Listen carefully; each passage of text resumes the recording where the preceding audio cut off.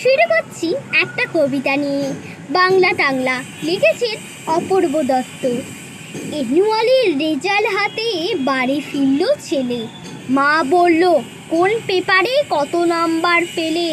হিস্ট্রিতে mark 84, ম্যাথসে 90। মা বলল, fantastic, just like a hero. সায়েন্সে dad, not so fair, only 69। ইংরাজিতে 90, অল টুগেদার ফাইন। জিওগ্রাফির পেপারে তো 100-এ 100। ডুবিয়ে দিল বেঙ্গলিটা একটা পোর গেট। ছেলের মাথায় হাত রেখে মা ঠোঁট বেঁকিয়ে বলে, নেভার মাইন্ড, বেঙ্গলিটা না শিখলেও চলে। বাবা বললে, ঠিকই বলেছ বঙ্গমাতার কন্যে। বাংলা টাংলা আমার মতন অশিক্ষিতের জন্যে। বিদ্যাসাগর, রবীন্দ্রনাথ, নিহাত ছিলেন বোকা, তা না হলেও সব করে হয় বাংলা বইয়ের পোকা। মা বলল, চুপ করো তো, ওর ফলটা কিসে?